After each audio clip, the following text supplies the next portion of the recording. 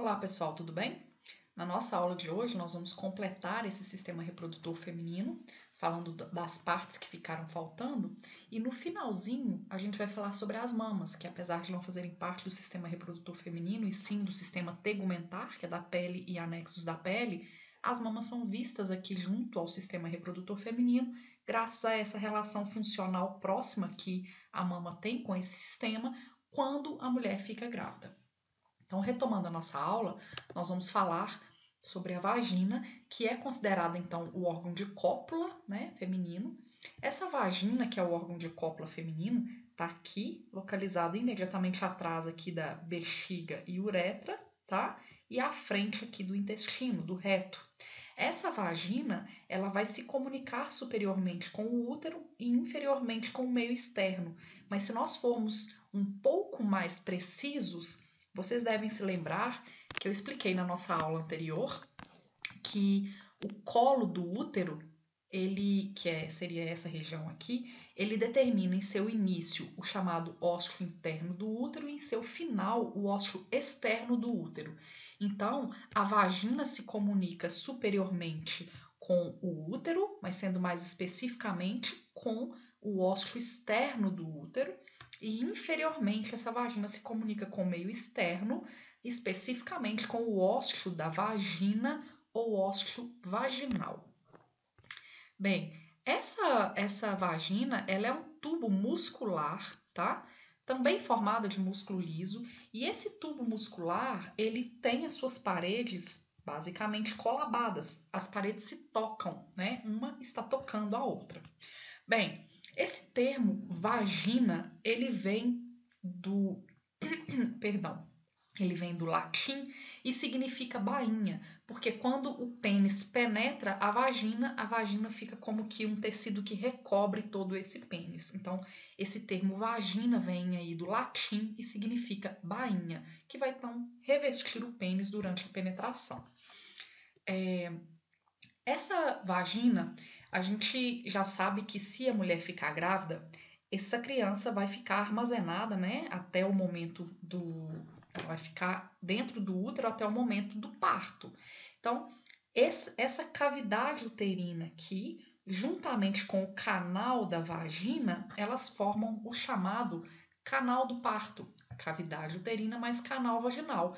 Então, todo mês a vagina vai ser importante porque, como sendo o órgão de cópula, ou ela vai dar passagem aos produtos da menstruação, caso a mulher não fique grávida, ou ela vai dar passagem ao feto, caso a mulher engravide, tá?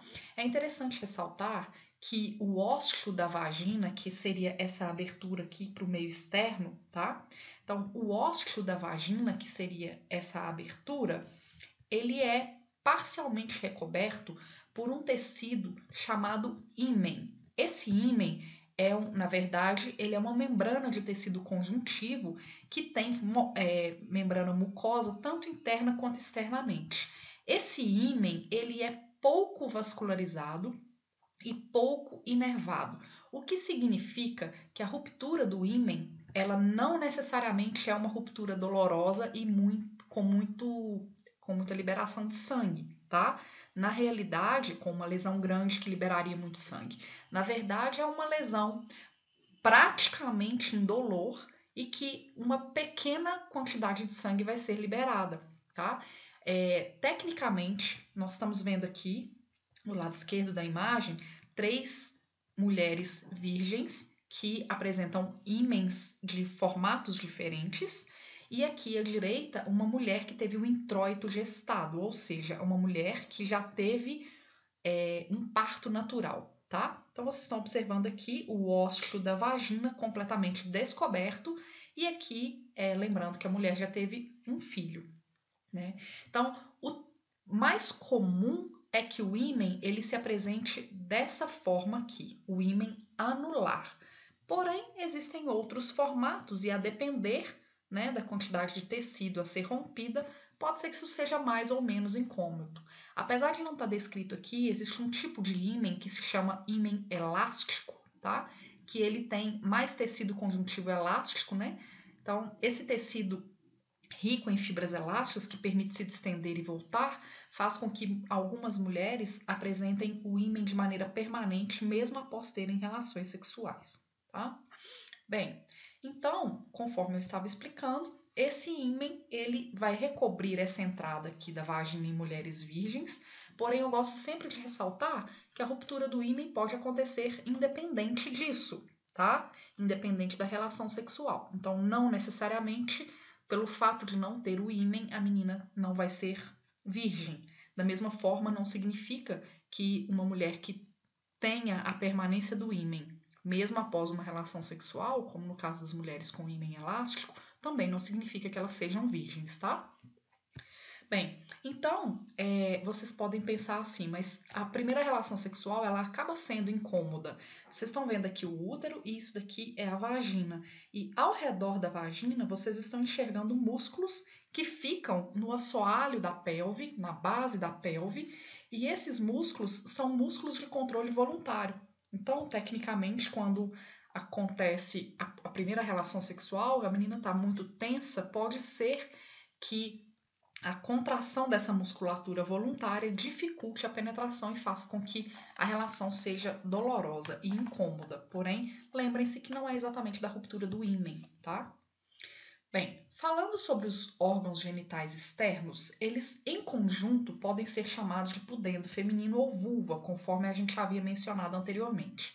E aqui nós temos os componentes, quais são os órgãos genitais externos. Vamos começar então falando sobre cada um deles. Primeiramente, vocês podem ver que está descrito aqui no slide o que eu vou explicar para vocês, tá? Então, eu vou explicar por uma imagem aqui, depois, se for o caso, eu vou voltando lá. Então, o primeiro componente é chamado monte púbico ou monte do pubis. Esse monte púbico, ele é uma elevação mediana que fica em frente à sínfise púbica, daí o seu nome, que é um local repleto de depósito de tecido adiposo, ou seja, repleto de gordura, tá? Esse tecido adiposo se deposita aqui a partir da puberdade, tá? Então, normalmente é o estrógeno e a progesterona, que começam a ser produzidos na puberdade, esses hormônios sexuais direcionam ao depósito de gordura, inclusive para essa região chamada monte púbico. E depois, né, da puberdade, essa menina começa a apresentar pelos nessa região. Então, monte púbico, elevação mediana anterior à sínfise púbica, constituída de tecido adiposo, apresenta pelos após a puberdade. Vamos falar sobre os lábios maiores. Os lábios maiores são essas duas pregas de tecido cutâneo, ou seja, pregas de pele, que estão aqui e, conforme vocês podem ver, também se apresentam com pelos, né? Porém, a parte interna aqui dos lábios maiores ou grandes lábios, ela é sempre lisa, tá? Ela não apresenta pelo na região interna desses grandes lábios. Esses grandes lábios normalmente também recebem um certo depósito de tecido adiposo a partir da puberdade, o que faz com que ele acabe escondendo os lábios menores, tá? Que são essas duas pregas que vocês se encontram, podem observar aqui. Então, o normal que acontece na maioria da população é que depois da adolescência, né, depois da puberdade, com o depósito de tecido gorduroso, né, adiposo aqui na região dos lábios maiores, esses lábios maiores acabem escondendo os chamados lábios menores. Essa região interna aqui aos lábios maiores é chamada de rima do pudendo, tá? Então, lábios maiores, duas pregas cutâneas alongadas que delimitam entre si a rima do pudendo, que é esse espaço entre os lábios maiores, e após a puberdade apresentam-se hiperpigmentadas e cobertas por pelos, embora as suas faces internas sejam sempre lisas e glabras. A palavra glabra, pele glabra, é pele sem pelo, tá? Então, já memorizem essa informação. Bem, com relação aos lábios menores, os lábios menores são essas duas pregas também de pele, tá? Também pregas cutâneas, que estão internamente aos lábios maiores. Esses lábios menores apresentam a sua pele sempre lisa, glabra, sem pelo, tanto do lado interno quanto do lado externo. Essa pele é mais rosada e normalmente ela costuma ser mais úmida. A região interna aqui aos lábios menores, internamente aos lábios menores ou medial aos lábios menores, essa região ela é denominada de vestíbulo da vagina. Então, vestíbulo da vagina ou vestíbulo vaginal é a região entre os lábios menores, ok? Bem, então esses lábios menores são duas pregas de tecido cutâneo que estão mediais aos lábios maiores, a pele é sempre lisa, úmida e vermelha, ficam escondidos pelos lábios maiores, como eu havia explicado anteriormente, e entre esses lábios menores existe uma região chamada de vestíbulo da vagina. Essa região, localizada entre os lábios menores, denominada de vestíbulo da vagina, é a região onde se encontra o orifício, que é o ósseo externo da uretra, esse que é o ósseo da vagina, e também aqui no vestíbulo da vagina, essa região interna aos lábios menores, é o local onde as glândulas vestibulares maiores e menores vão liberar os seus líquidos. Tecnicamente, a diferença é que aqui na região inferior do ósseo da vagina vai se abrir as glândulas, né, vestibulares maiores. Os ductos estarão aqui, então o líquido vai sair nessa região. Ao passo que as glândulas vestibulares menores têm os seus ductos abertos aqui, entre o ósseo externo da uretra e o ósseo da vagina. Então, nessa região aqui, tá? Então, na região do vestíbulo da vagina, que é essa interna aos lábios menores, existe ósseo externo da uretra, ósseo da vagina e os ductos das glândulas vestibulares maiores, que se abrem aqui, e das glândulas vestibulares menores, que se abrem aqui. Então, essas informações estão descritas aqui no slide, tá? Bem, essa imagem aqui a gente já tem olhado, e aí eu gostaria de mostrar para vocês essa imagem aqui, que é uma imagem da pelve, uma imagem mais profunda, onde foi retirada a pele, a gordura, e vocês já estão enxergando os músculos que estão aqui na base dessa pelve, tá? Então, aqui seria o ânus, aqui é a vagina, esse é o ósseo externo da uretra. E essa amarelinha aqui, ó, é a glândula vestibular maior, tá bom? Bem, falando sobre as estruturas eréteis, eu disse a vocês que os homens apresentam no pênis tecidos, 3 cilindros de tecidos eréteis, que são tecidos lacunares que parecem uma esponja, que se enchem de sangue e ganham volume, né? A mesma coisa acontece aqui no sistema reprodutor feminino. Nós, mulheres, apresentamos 2 estruturas eréteis formadas por esses tecidos lacunares também.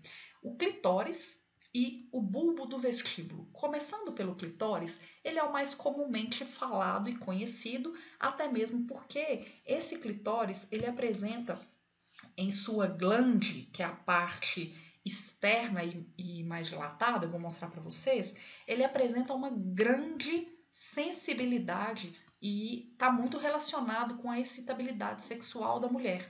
Exatamente por esse motivo ele é mais conhecido, tá? Então, eu vou começar mostrando para vocês uma imagem do clitóris para que vocês possam fazer uma analogia entre clitóris e pênis. Então, esse é o pênis e esse é o clitóris. Então, esse aqui é o corpo cavernoso e esse é o corpo esponjoso. Lembra que a glande do pênis e onde a uretra passa é no corpo esponjoso do pênis.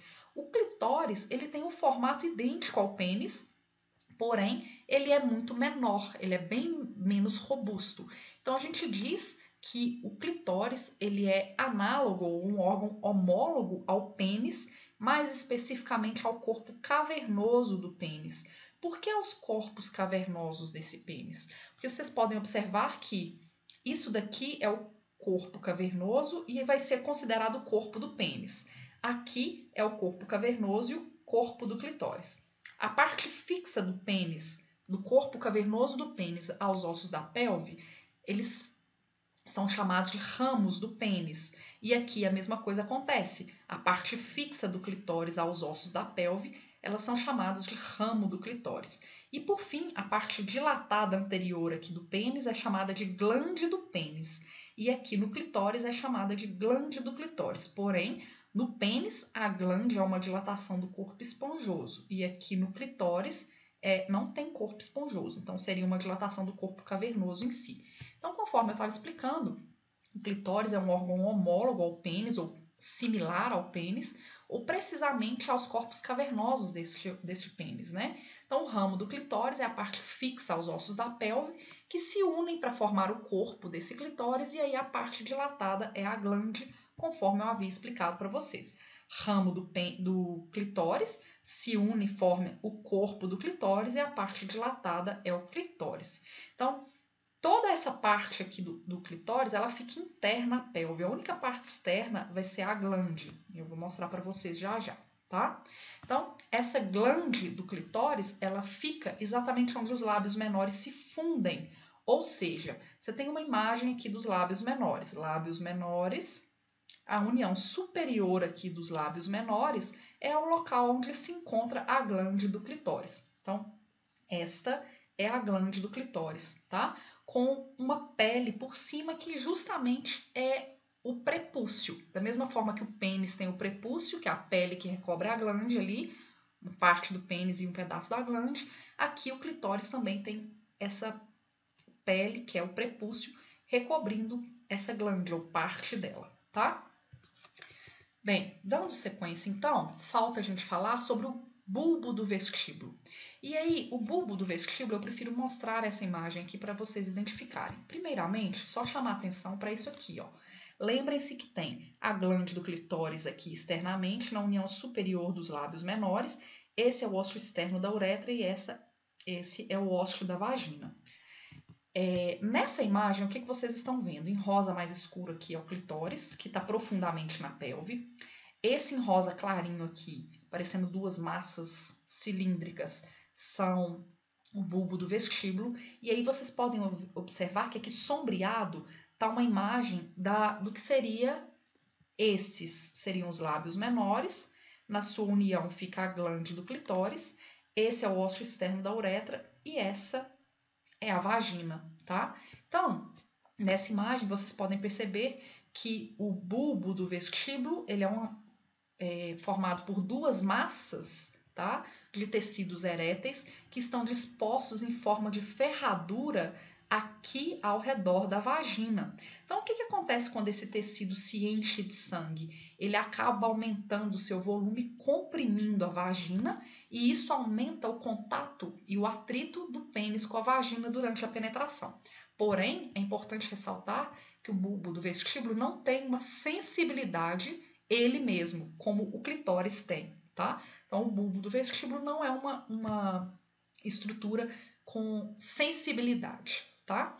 Então, esse bulbo do vestíbulo é formado por duas massas pares de tecido erétil, alongadas e dispostas como uma ferradura ao redor do ósseo da vagina. Eles não são visíveis na superfície. Conforme eu disse, nessa imagem, o que está sombreado é o que fica externo ao corpo e o que está colorido aqui é o que fica profundo, tá? Então, a gente não consegue visualizar nada do clitóris e do bulbo do vestíbulo, a não ser a glande do clitóris, tá? Então, conforme eu estava comentando, esse bulbo do vestíbulo, então, ele é uma massa que, quando se enche de sangue, ele aumenta o contato do pênis com a vagina, tá? Bem, então essas são as duas estruturas eréteis do sistema reprodutor feminino. Clitóris, em rosa escuro, e bulbo do vestíbulo, em rosa claro. Falando agora sobre as glândulas anexas do sistema reprodutor feminino, eu já havia mencionado para vocês anteriormente que elas são chamadas de glândulas vestibulares maiores e menores. Essas glândulas vestibulares maiores e menores, elas vão estar profundamente dentro da pelve, mas os seus ductos vão se abrir do lado de fora, lá no vestíbulo da vagina, que é aquela região entre os lábios menores. É importante dizer que essas glândulas vestibulares maiores e menores, elas têm como função a lubrificação da vagina. Então, elas vão produzindo um líquido para lubrificar a vagina tanto antes quanto durante a relação sexual. Elas não são importantes para que o gameta feminino sobreviva, conforme eu venho batendo na tecla, que é importante para o sistema reprodutor masculino, tá? Então, essas glândulas, elas vão produzir o seu líquido nos momentos preparatórios à relação sexual e também durante a relação sexual, permitindo a realização dessa relação sexual sem desconforto, tá? Com menos atrito. Bem, então, glândulas vestibulares maiores ou menores, elas recebem nomes diferentes. Então, começando pelas glândulas vestibulares maiores, elas também podem ser chamadas de glândulas de Bartholin. É um nome muito utilizado, mas eu vou focar em glândulas vestibulares maiores, tá? Então, essas glândulas vestibulares maiores, elas são em número par, ficam profundamente na pelve. Então, aqui vocês têm uma imagem da glândula vestibular maior, que é essa pequenininha aqui, ó. Apesar de ser a maior, ela é uma glândula relativamente pequena. Então, isso daqui é uma glândula vestibular maior, que fica profundamente na pelve, mas os seus ductos vão se abrir onde? Na região inferior aqui do ósculo da vagina. O detalhe é que essas glândulas vestibulares maiores são em número par, elas são apenas duas, tá? E se abrem aqui nessa região inferior do ósculo da vagina. Já as glândulas vestibulares menores também podem ser chamadas de glândulas de Skinny. Esse nome já não é tão utilizado, porém, eu vou sempre falar em glândulas vestibulares maiores e menores. Falando sobre as glândulas vestibulares menores agora, elas têm um número variável, normalmente em número par, 2, 4 ou 6. E isso acaba explicando porque tem mulheres que lubrificam mais rapidamente, outras lubrificam mais demoradamente, ou em volumes menores ou maiores, a depender do número de glândulas vestibulares menores. Bem, essas glândulas vestibulares menores, também chamadas glândulas de Skinny, elas também ficam profundamente localizadas na pelve e os ductos delas se abrem aqui, entre o ósculo externo da uretra e o ósculo da vagina. Então, nesse tecido pequeno que está aqui, entre o ósculo externo da uretra e o ósculo da vagina, é o local onde as glândulas vestibulares menores vão abrir, né, vão liberar o seu líquido, tá? Bem, então, com isso, a gente acaba encerrando aqui o nosso conteúdo sobre o sistema reprodutor feminino e a partir de agora nós vamos falar sobre as mamas. Lembrando que as mamas, elas não fazem parte do sistema reprodutor feminino e sim do sistema tegumentar, que é o sistema da pele e dos anexos da pele. Então, a mama é um anexo da pele, mas como ela mantém relações funcionais com o sistema reprodutor feminino quando a mulher está grávida, nós vamos estudar as mamas hoje aqui nessa aula.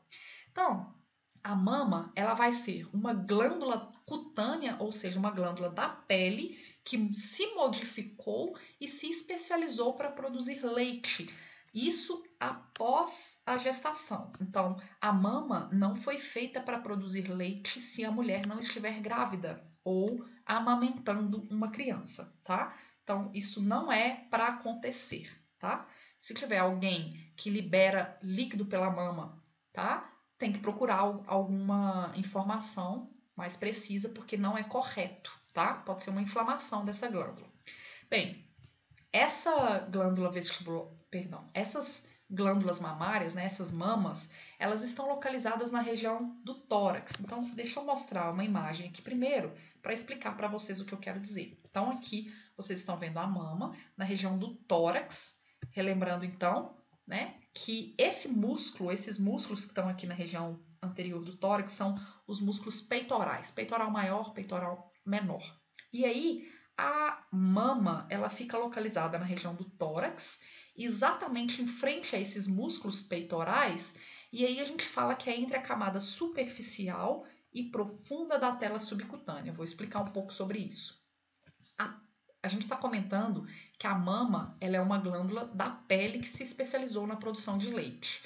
O que acontece é que a pele ela apresenta duas camadas, apenas duas. A chamada epiderme, que é a mais superficial, e a derme, que é a mais profunda.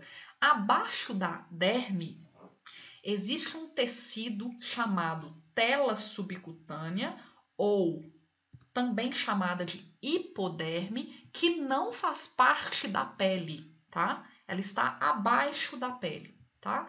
Mas entre essas camadas superficial e profunda dessa gordura, dessa tela subcutânea, vocês podem ver aqui então que a mama, ela tem grande quantidade de gordura, inclusive é o que vai determinar o tamanho da mama, é essa quantidade de gordura aqui que vocês estão vendo. Tudo em amarelo é gordura. Então, entre a camada superficial e profunda dessa tela subcutânea de gordura aí que vocês estão visualizando é que se encontra a mama, as glândulas que produzem o leite, tá? Então, mais uma vez, mama localizada na região torácica, anterior a músculos da região peitoral, entre a camada superficial e profunda da tela subcutânea. Lembrando que tela subcutânea é essa gordura localizada abaixo da pele.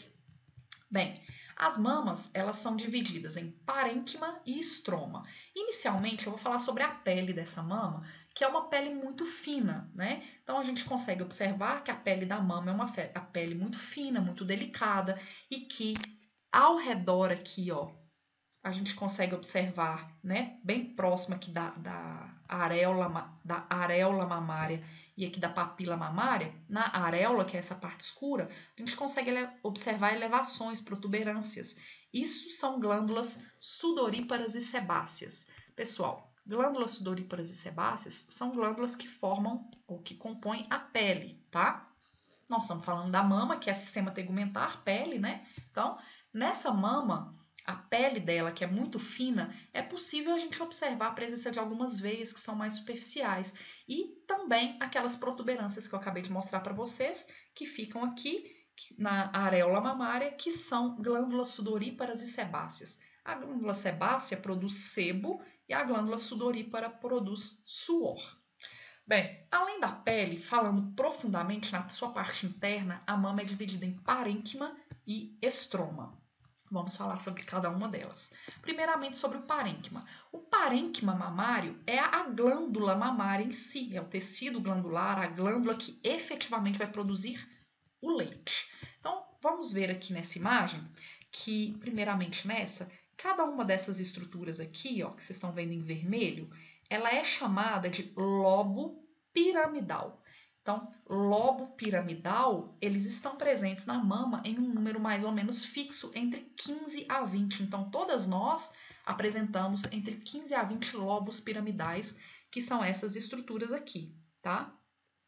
E aí, aqui nessa imagem, é o que vocês estão enxergando aqui em vermelho, tá? Entre 15 e 20 lobos piramidais. E aí, a base desse lobo piramidal, ela é voltada para a parte profunda da mama, e o ápice, ou seja, a ponta desses lobos piramidais, tendem sempre a vir para a região mais superficial da mama, tá? Exatamente porque ele vai produzir o leite vai ter que sair. Cada lobo piramidal desse tem um ducto desse daqui, que está aqui na frente, que é chamada de ducto lactífero, tá? Então, a mama apresenta entre 15 a 20 lobos piramidais, também apresenta entre 15 a 20 ductos lactíferos, que é por onde esse leite vai sair dos lobos piramidais, e em conjunto, esses 15 a 20 lobos piramidais são chamados de corpo da mama. E o corpo da mama, ele pode ser sentido à palpação. Então, é exatamente para sentir essa glândula mamária que nós mulheres fazemos o autoexame das mamas, para poder perceber se existe uma alteração nesses tecidos. Então, com o passar do tempo, a gente vai conhecendo bem a nossa mama e se aparecer um nódulo ou alguma estrutura diferente, a gente vai conseguir perceber a palpação, tá? Então, além do parênquima da mama ou do tecido glandular em si, existe o chamado estroma. O estroma, ele é dividido em dois tecidos. Primeiramente, vocês estão observando que além da glândula mamária que está aqui em vermelhinho, que são os lobos piramidais, existe o tecido em amarelo, que é gordura, portanto, tecido adiposo, que é o nome técnico da gordura. E vocês estão observando esses tecidos brancos, né, que estão aqui ao redor ou junto aqui dos lobos piramidais. Esse é o tecido conjuntivo, que na verdade é um tecido conjuntivo denso, perdão, gente. O que acontece? O estroma dessa mama vai ser formado da seguinte maneira, então. Fora os lobos piramidais, que são a glândula mamária em si, que formam o parênquima, vocês estão vendo, então, em amarelo, tudo isso é gordura, tecido adiposo, e é justamente o tecido adiposo que vai dar formato, volume e, né, tamanho a essa mama. Então, quanto maior a quantidade de tecido adiposo na mama, maior a mama. Não existe uma relação direta entre uma pessoa magra vai ter pouca mama e uma pessoa que tem mais tecido adiposo, mais gordinha, vai ter mais mama. Pode ser que a relação não seja uma relação direta. Existem mulheres magras que têm uma grande quantidade de mama e existem mulheres mais gordinhas que têm uma quantidade pequena de mama, tá? Então, é a quantidade de gordura na mama em si, tá? Que tá determinando o formato e o tamanho dessa mama. Além desse tecido adiposo, esse tecido branco, que é o tecido conjuntivo denso, ele está segurando ou sustentando essas glândulas mamárias, esses lobos piramidais. Então, vocês podem ver que aqui tem um tecido conjuntivo denso aqui e que nesse local estaria uma glândula mamária, um lobo piramidal. Exatamente, então, esse tecido está sustentando a mama, tá? Então, o estroma, ele envolve cada lobo piramidal e o corpo mamário, lembrando que o corpo da mama é o conjunto de lobo piramidal. E nessa parte do estroma predomina o tecido adiposo, porém também tem o tecido conjuntivo denso, que vai sustentar esses lobos piramidais. E aí, conforme eu disse, é o estroma que determina o tamanho e o formato da mama. Tecnicamente, a mama ela apresenta um formato, né, que é mais ou menos padronizado. O mais comum é que a mama tenha um formato cônico, tá? Porém, existe bastante variação, variações anatômicas. E essa mama ela começa a se desenvolver, né, a partir da puberdade, quando a menina começa a apresentar a produção desses hormônios sexuais, estrógeno e progesterona.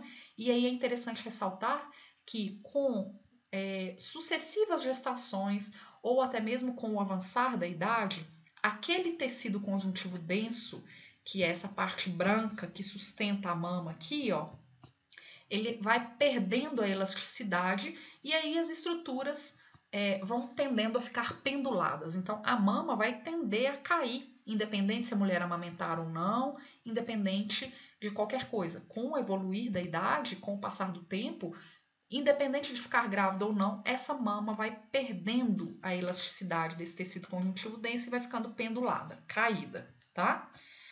Bem, para a gente finalizar, falta a gente falar de duas estruturas que eu mencionei no inicinho, quando eu estava falando da mama, tá? Que são a papila mamária, que é o nome correto técnico para o mamilo, e a areola mamária. Vamos lá. Papila mamária é essa parte mais projetada, é o chamado mamilo, mas vamos falar papila mamária, tá, pessoal? Por favor. Então, a papila mamária é essa região mais projetada, anteriorizada, que na verdade ela é bastante inervada, bastante sensível, tá? Ela é uma estrutura formada de músculo liso, exatamente para que quando a criança faça sucção da mama, ela possa deprimir e voltar ao seu tamanho, ao seu formato inicial, tá? Então, é nessa papila mamária que, lembrando que aqui tem o lobo piramidal e que cada lobo piramidal tem o seu ducto lactífero, que é para onde o leite vai ser drenado. Todos os ductos lactíferos estão vindo para a papila mamária. Por isso que quando a criança suga a papila mamária, o leite sai, tá? Então, a papila mamária, ela é o local onde os ductos lactíferos vão desembocar nessa mama. E conforme eu disse, ela é formada por músculos, né? Por músculo liso e é muito inervada. E essa inervação ela é bastante importante. Daqui a pouquinho eu menciono um pouco sobre isso a mais. Aqui ao redor da papila mamária, vocês estão observando uma área mais pigmentada, que é chamada de areola mamária. É na areola mamária que ocorre a presença desses tubérculos, dessas elevações, que são as glândulas sudoríparas e sebáceas, que vão lubrificar essa mama, tá? Um detalhe é que a areola mamária ela é mais pigmentada. Quando a mulher fica grávida, essa pigmentação tende a aumentar e não necessariamente ela vai retornar para a coloração antiga quando a mulher deixar de estar grávida, tá? Então, uma informação que eu comentei com vocês que está aqui, a área mais pigmentada da papila mamária é chamada de areola mamária, onde existem as glândulas sudoríparas e sebáceas, formando esses pequenos tubérculos e elevações. Ela fica mais escura durante a gravidez e não se esqueçam que pode ser que ela não volte ao normal, tá? Pessoal, a única coisa que falta para eu falar com vocês agora é sobre o fato da papila mamária ser abundantemente inervada. O que acontece? Eu não sei se vocês já ouviram falar que quanto mais a criança mama, mais leite a mãe produz. E isso é uma realidade, porque o que acontece é um ciclo, é um feedback, é um ciclo que acontece da seguinte maneira. Quando a criança coloca a boca na papila mamária, que é essa parte mais projetada, e começa a fazer a sucção, como ela é muito inervada, ela envia informações há uma glândula que fica no nosso cérebro para que ocorra a produção de um hormônio chamado ocitocina. A ocitocina é aquele mesmo hormônio que quando a mulher está com dificuldade de dar à luz, eles colocam um soro com ocitocina para aumentar a contração uterina e a mulher conseguir dar à luz, tá? Então essa mesma ocitocina é produzida quando a mulher tem a mama, né, a papila mamária sendo succionada. Então a criança faz a sucção da papila mamária, lá no cérebro induz a produção de ocitocina, a ocitocina vai atuar aqui na mama e vai fazer com que ocorra também a produção de prolactina. Prolactina vai favorecer a lactação.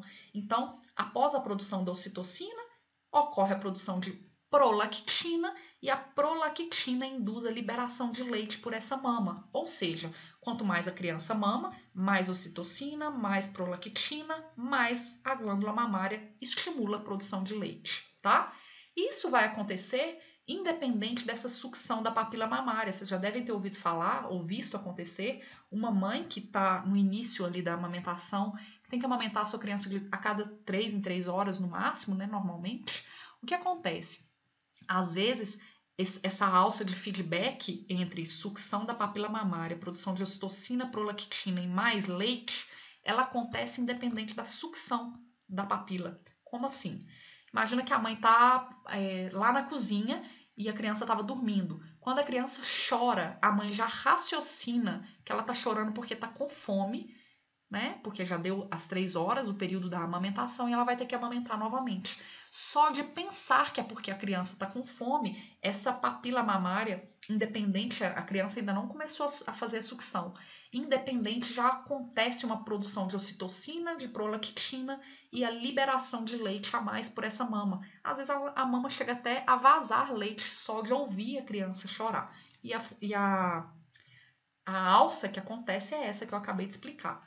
Posteriormente, a mãe vai colocar a criança aí na mama para mamar, e aí, mais uma vez, a criança vai succionar, vai aumentar a produção de ocitocina, prolactina e leite. Então, realmente, quanto mais a criança mama, mais leite essa mãe produz, tá bom? Pessoal, então nós encerramos nossa aula de sistema reprodutor feminino, encerramos também a parte de mama e na nossa próxima aula a gente esclarece as nossas dúvidas. Até mais, um abraço.